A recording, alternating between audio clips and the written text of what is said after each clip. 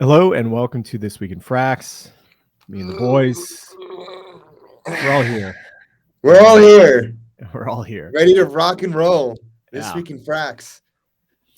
So, big news, probably the biggest news of this whole story or this whole episode is that Sam Kaz bot has made a return to Twitter. Thank you, Ben. they it took months. Oh my god. I have to first of all shout out Lazy Guac for putting it together.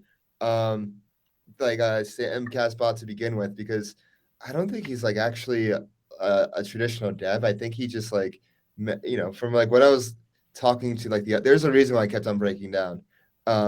It's just like the way it was like set up in the back end with Google Sheets and all this like crazy stuff. Wait, So it hold was on. like, Wait. What is Sam Kazbot? what is Sam? Oh, sorry. Um, all right, everyone. So Sam Casbot is a Twitter bot that takes Sam Caspian's messages from the main Frax Telegram and reposts them to Twitter, because the best Frax marketing is Sam Cas Telegram messages. And who was the guy that created it again? It was a lazy guac Yeah. of Couple Lama of years. College. Yeah. He Back did in like 2021, right? in 2022. Yeah. When Elon bought Twitter, he essentially broke all the APIs, Mm-hmm. and Sam Casbot was one of those things that just stopped working. Yeah. Like, how did you get in touch with Lazy Guac, and how did that transfer of power take place? So back in January, I messaged him. January, February, I'm like, hey, like we want to take this over. We want to fix this. Thank you for all your service here. But it's we understand what it's aggravating to keep up with. And so I was in the process. It took a while, just like going through different devs, and like it just things are always more complicated than they seem. And Yeah. like figuring out the new API and this and that. Mhm. But eventually, we were able to get it. So, after several months. So, um, you know, I'm happy. I think this is a really important part of the Frax community and Frax outreach. Because I feel like Sam Casbot was such like a big part of like 2022, seeing those messages. And I think it was definitely something missing once that went away. So hopefully, with Sam Casbot is back, it's just does marketing by it's like organic marketing by itself. I think it's like it's a bot, but like with a good purpose. You usually think people think of like bots as in a negative way. No, it's like a positive bot. So you had to rebuild the entire thing, right? Basically, yeah. And I'm not a technical, so I like basically try to like have some favors here and there, but people here, people there. But eventually, shout out my friend. Oh, he's kind of well, he's Anon, so I won't say his name, but like shout out my Anon friend, from Giga Goblin. Shout out Giga Goblin, um, for being the final push for Sam Casbot. It's good to see it back up. Yeah. So, in other big news, friend of the show, Charlie, Mm-hmm. has launched Hourglass. Yeah, it's huge. Congratulations. We just had him on too. We got the early exclusive interview of Mr. Charlie Pyle. We got 200. We've really seen his growth when he was just starting off with pitch, meta governance on Frax, and how it evolved into these time-based tokens. Guys, what are your thoughts on what Charlie's building and cooking up over there? I think it's pretty cool. Mm-hmm. We need more. I mean, there should be a market for this. I think the secret sauce is going to be how they like the, like it's you just have to present it in a way which makes it memeable and easy to understand for people. And I think that's the easiest. Like, if they can get the messaging right, then it'll do well. Yeah, I agree. And this was, there were early players in the Frax ecosystem with Pitch, and they do support Lock's liquidity, like Lock Convex liquidity, Lock Frax liquidity. So it's like pretty cool to see them, build build out like this. Kip, like, what are your thoughts on Hourglass? I appreciate the evolution, and I appreciate that they're building a new primitive. My only reservation is like Sam was saying, it's a really complicated product just on the surface level, and CT is pretty surface level. So the communication and the memeability and just how they really bring that home is going to be so extra key Well, they got rather a than good just another Me Too fork. Another yeah. Me Too fork is easy. They're definitely not a Me Too fork. Uh, Yeah, at least they got the definitely name. not. They got Hourglass, which is a catchy name. They got the emoji, and they got TBT. They got time bound tokens. TBT. That's catchy. Oh, well, that's pretty catchy. Yeah. That's pretty Yeah. catchy. So congrats to them. We're going to be following them as they go because they will be a definite source or in user for Frax liquidity that gets locked up. Mm-hmm. Yeah. So moving on. Congrats, Charlie, by the way. Congrats. Congrats. So what do you guys think about the lack of official withdrawals for Frax? frxETH is a system where the primary way to get frxETH is just swapping in and out of the curve pool, or you can just deposit ETH or WETH into the Frax contracts, and it pops you back some stake frxETH. But right now, we had Lido V2, which launched this week, which allowed for people to unstake and get their ETH back. But Frax has no plans for that. They want to support the Curve LP, and some people have used it as a attack against Frax, saying like, "Look, it's going to get unpegged at some point, and bad things are going to happen then." Well, I would argue one, Lido is way more important for them to have withdrawals because they are an absurd amount of the staking validators. They're 74, 75%. And so it makes sense for them to have it urgently on their roadmap to have withdrawals. Frax, they're what are they, like less than 1%? 1%? I don't know. Where are they at now? They're Two. We broke two. Oh, we broke 2%. We broke 2%. My apologies. 2%. So not nearly as much as Lido yet. And I would argue that the way that Frax utilizes Curve, and Curve, it's more than an AMM protocol. It's really a minting and redeeming protocol. That's how the AMOs work. Like they're using they're using Curve the protocol as the redemption mechanism. So that's what I would argue against that. Yeah, it doesn't really make, and also if it does become unpegged, the protocol can be the primary arbitrager in that situation. Exactly. And we had that episode with Wavy where he explains all this. Exactly. Yeah. In the comments, self plug. Yeah, self plug. So the protocol actually makes money when the more unpegged that we get. Yeah. Because they're the ones. But to address Hash Harold's point, like it's fair to definitely bring that up because everybody else is offering, and if we are a product in this competitive market, why aren't we also offering the similar feature? I would argue that we released an even better feature, which is called this Curve LP thing that we own so much liquidity of, or we're not own, but we are able to do what you guys were saying, treat it as an AMO and have the protocol profit from it while keeping the users peg strong. So I feel this is like almost a 2-in-1 feature versus just, CETH is unstaking, for example. Well, would you guys, but let's say somebody wants to withdraw a big amount, like 4,000 or like 10,000, like Frax ETH into Ether. They want to do that swap. What do you guys think if they had a special withdrawal thing for big things like that? I still think the Curve LP should still be used. Okay. And I just think that someone's going to buy that ETH on the other side at discount. Mm-hmm. And the team also the protocol has the ability to do the same mechanics that it does to the Frax base pool, where if it gets overbalanced with say frxETH, or in this case Frax, they can just pull some of that Frax out, LPs, yep, and then burn it and then rebalance the pool. Yep. Yeah. So I don't really think about that. I think that there's actually not that much risk. I don't think. We know that nobody has enough frxETH singularly to Yeah, depeg, and if there is a singular depeg, you're essentially buying ETH for less than whatever the ETH is. And the assumption there would be that somehow Frax is just not going to be able to return the ETH back, which I don't see that happening.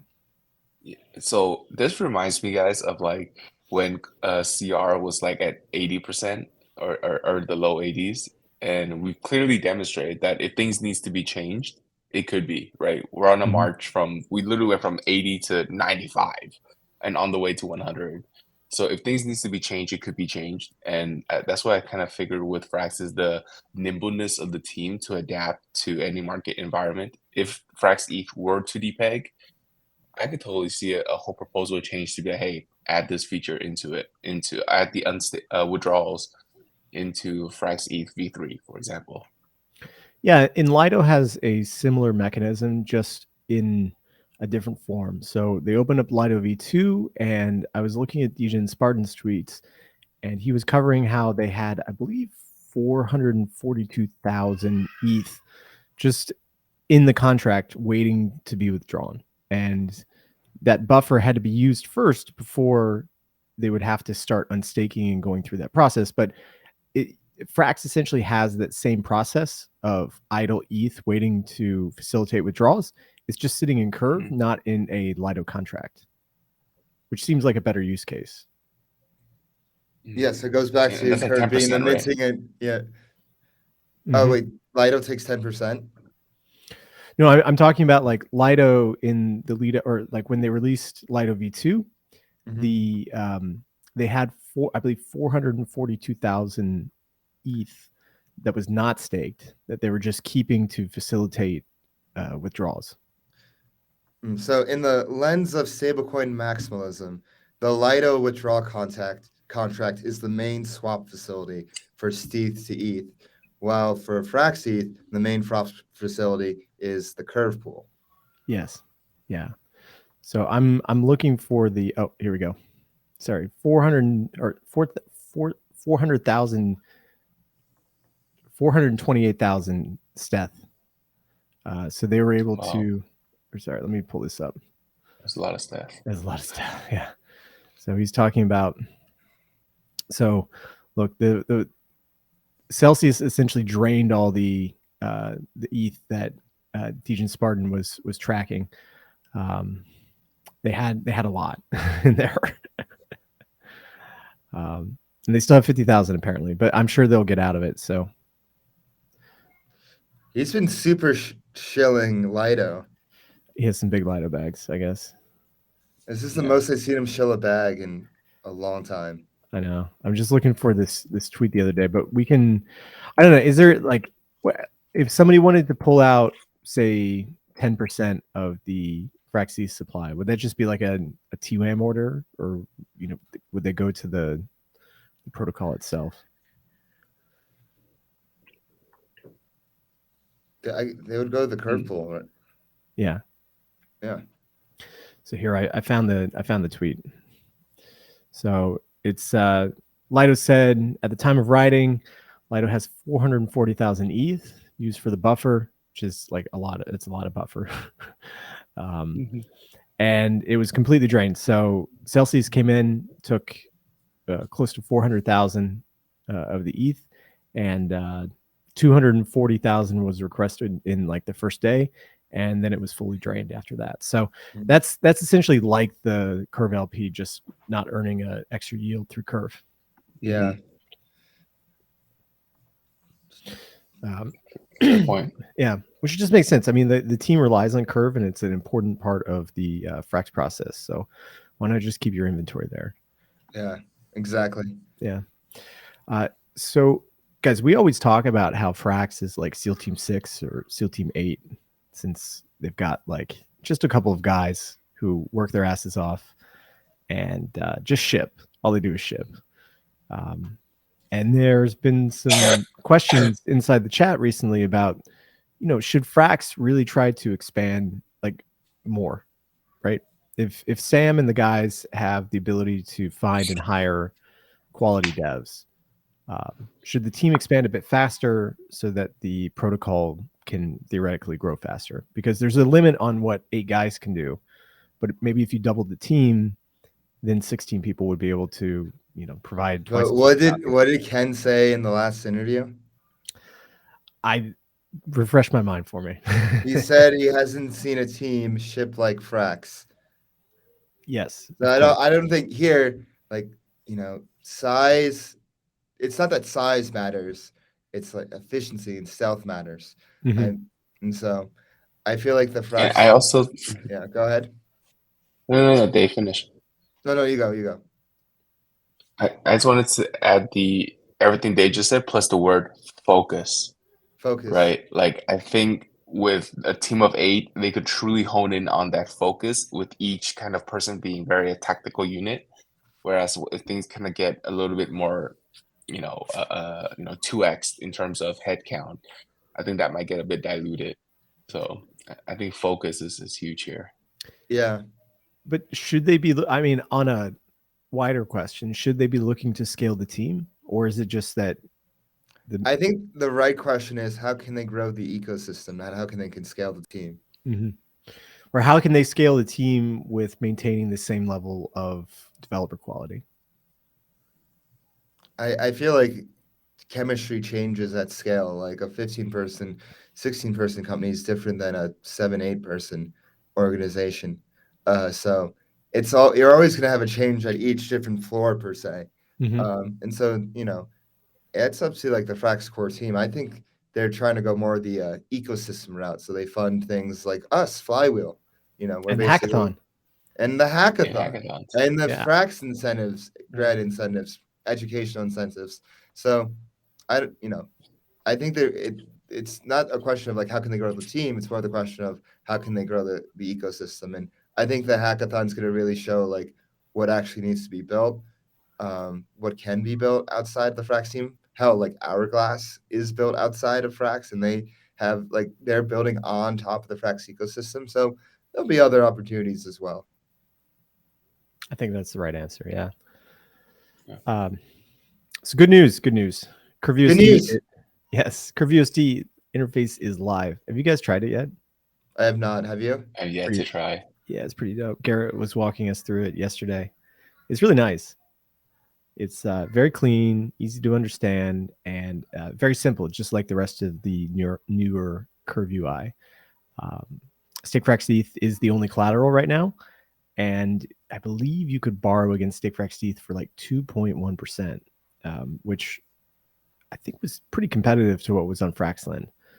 And but there's no liquidations on the Stake frxETH in Curve. Oh, how does But that work? we had some interesting transactions. Frax minted some CurveUSD just 2 days ago. They put in 7,000 frxETH and they borrowed 2,000. This was like right before this was right before it went live. So they put in 3.8 stake frxETH and then they borrowed 2,000 CurveUSD. Do you think there's a new AMO coming? For what? Well, like a CurveUSD Frax base pool. Yeah. Yeah. I mean, didn't CurveCap hint to that back in January? I understand, but I'm just wondering if it's traders who are individually taking the loans, or if somehow Frax is able to figure out some way to like use the balance sheet of ETH that they have to take these loans and create a new pool, because I don't think you can just create CurveUSD on its own. You need to borrow, right? So the protocol would need to put up some stake frxETH to then create the pool, which they then could incentivize, right?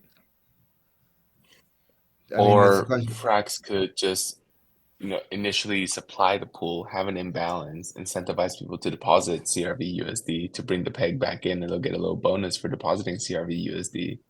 And maybe that's the way that they'll, have it come in without having to risk their collateral.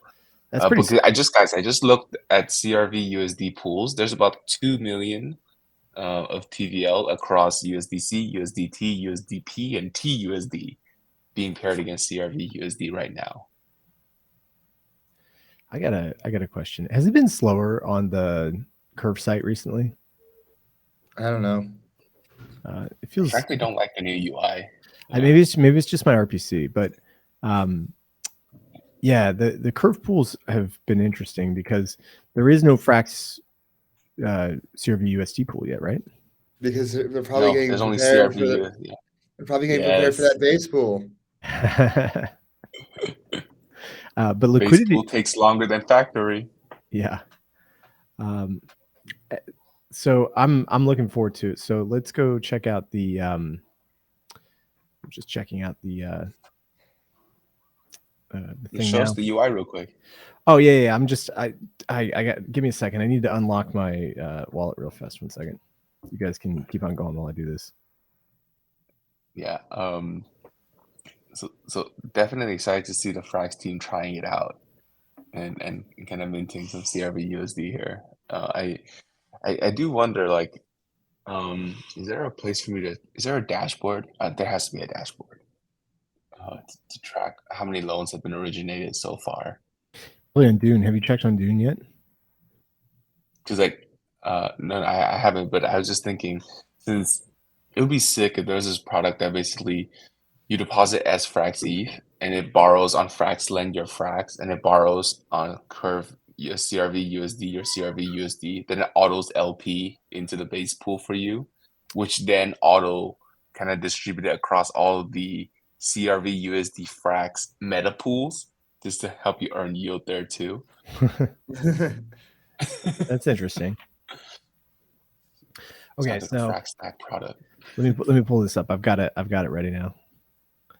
Okay, so there have been total collateral value of 2.54 million and a total borrow of 1.93 million. So that's pretty good with a borrow rate of 2.59%.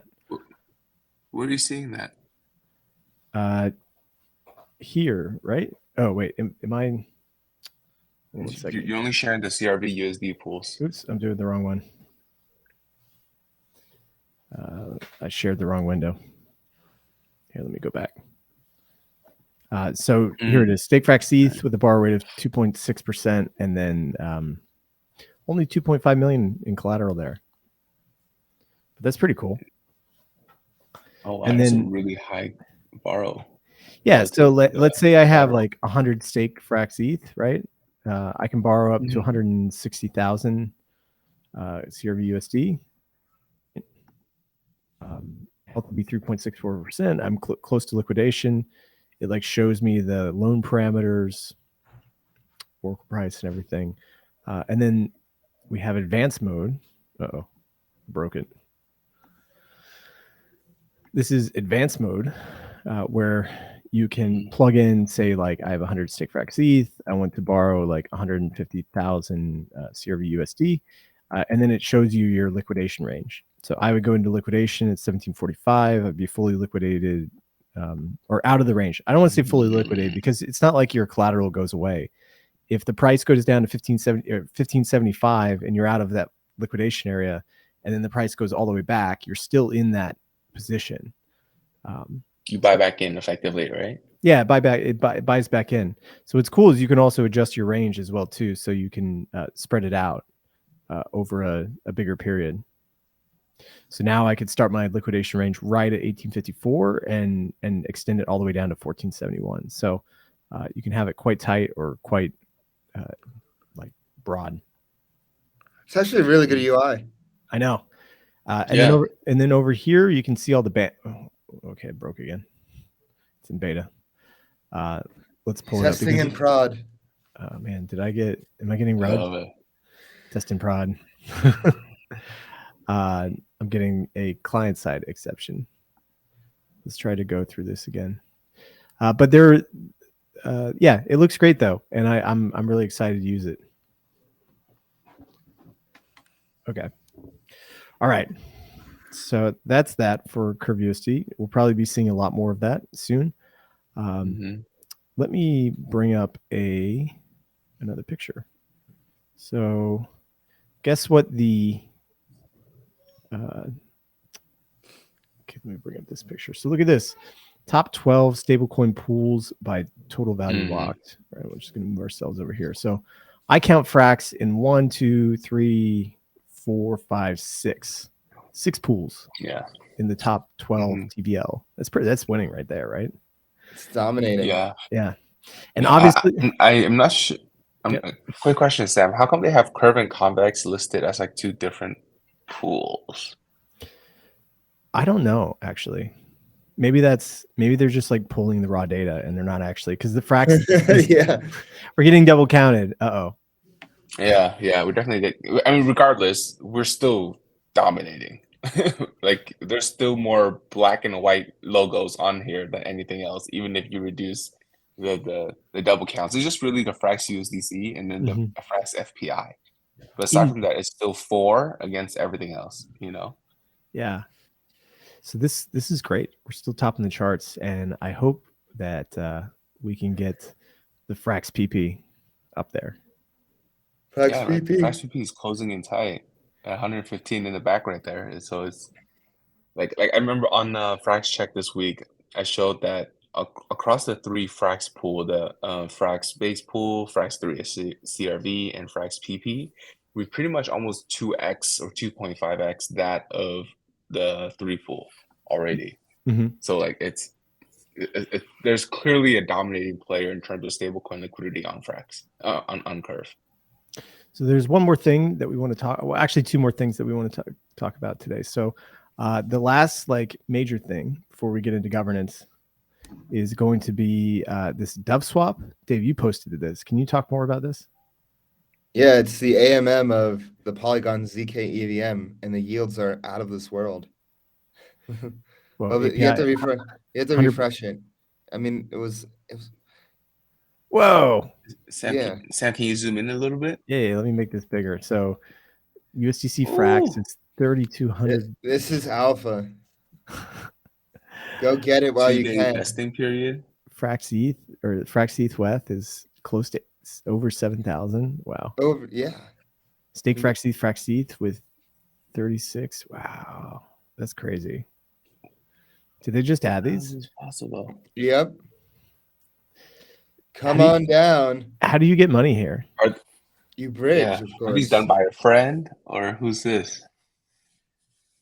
Who built this? Is this Anon? Is this friends of the Frax? Or it's just a ZK EVM. I mean, ZK. I mean, ZK EVM AMM. Oh yeah, there's no liquidity here. So like this pool has like 1 ETH and 1 frxETH, and this has like $5,000. So get here while the yields are hot. But this is pretty good. You should check this out. This is nice. Well, cool. So let's talk about governance, because there's actually some fun stuff to talk about this week. We have the Frax Finance Comprehensive Annual Budget Request 2023 and 2024. So the proposal aims to authorize a maximum annual budget of 9 million Frax. And this covers 5 categories: security, grant, reserve, emergency fund, and legal and compliance. So this is a maximum cap, and they probably won't use it all. So just to put in comparison where Frax is, let me just quick calculation. So what is Frax today? It's like 715, 9 million. Okay, so that would be a maximum of $64,000 if they needed it. However, right now, the allocations are only about 1.7 million. So it seems like a lot, but they'll probably only spend maybe like, I don't know, 2 to 3 million, it looks like. Yeah. What was it last year? Do we have the 2022 numbers? I don't think they had one last year. No, I think there was a budget of like 2.5 million, or they had like a rolling monthly budget of like 200K Frax or something. I can't remember, but it wasn't like this where they like budgeted everything out and did the comparisons against like Lido and Maker and Aave. Yeah. Lean and I mean. feel like this is great. Yeah, definitely lean and mean relative to you know, the competitors per se, but I feel like it's also missing a look back to see how well utilized were the initial budget for 2022 as well. I'm sure it's utilized very well, but I feel like the community would appreciate that Yeah. transparency just to see what's. You should really benchmark against yourself too, right? Not just Yeah. all your competitors. So what's interesting is they've budgeted close to or over $20 million for legal and compliance fees for the next year. 20? No, don't you mean 3 million? Not 20 million. Sorry, it's 3 million Frax. Sorry, I thought it was FXS. I'm sorry here. Sorry, guys. Yeah. 3 million. So Frax. okay. So Frax actually is half of every other major DeFi protocol. Then Lido has a $17 million budget. Maker has a $27 million budget. Aave has an $18 million budget, and we're at 9. It's very lean. Yeah. And I think, and like I love how large the legal and compliance portion is, because you guys know it's expensive to try to buy an FMA, right? I'm just kidding. It's just expensive to talk to lawyers in general. Yeah. Yeah. This is interesting because I thought that the previous budgets were done in Frax shares, that they were not done in Frax. Maybe this is the first one where we had an actual Frax like budget. Interesting. So that's happening. Did you guys see anything else in the budget? No. No? I see grants. Yeah. That's what I see. Yeah. Well, who knows what those grants are from, right? Or 4. Yeah, or 4, yeah. I think those grants. I know we have the hackathon things, which is separate, but I would figured instead of like increasing the team, they could probably just issue these grants and have like almost pods of development across the whole ecosystem to just build stuff that's useful for Frax, right? And then Sam and the core team can just kind of incorporate or annex whatever that code is into Frax if they deem fit. I think that 600K is like a really great and effective use of capital to source developers and almost act as a pseudo recruiting tool even. Yeah. Yeah, that's how I thought of the hackathon.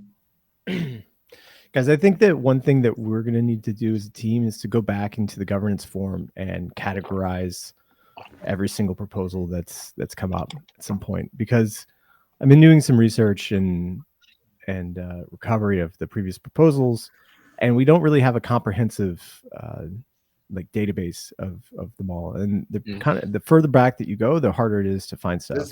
Does Blockworks do something like that? I think Basari does something like that. I thought Blockworks did something too. Yeah. Have they?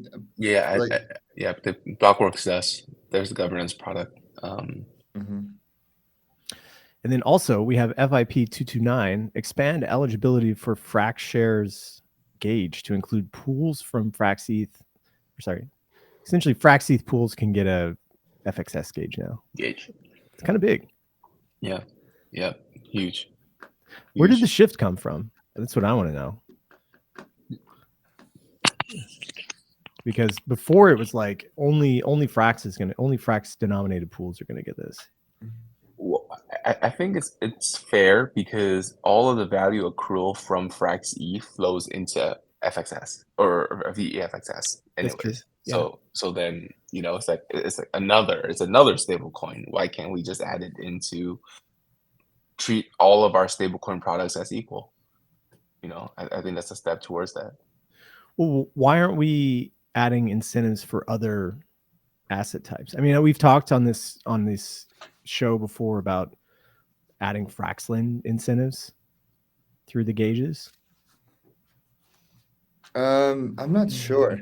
I mean, I think with Lido withdrawals going live, maybe they felt, some pressure, like, okay, how can we like promote frxETH more? And one way to do that is with these gauges. So, well, my framing would be if the rationale that you said just now was that frxETH generates a lot of revenue for the protocol, so we should give gauges so that we can distribute That's Frax right. shares, right? Fraxland generates a lot of revenue for the protocol. Yeah, no, it should be getting gauges under that as well, under that logic. We should. I'm gonna bring this up in this proposal or chat, because maybe we should just expand the eligibility to anything which generates revenue for the protocol is eligible for a Frax shares gauge. Yeah. Also, speak of, go ahead, Kit. No. Go ahead, Dave. I was gonna highlight Sam's efforts for Gearbox. It's come finally live. Saw that on Twitter. Nice. Frax Gearbox can go super lever up on Gearbox.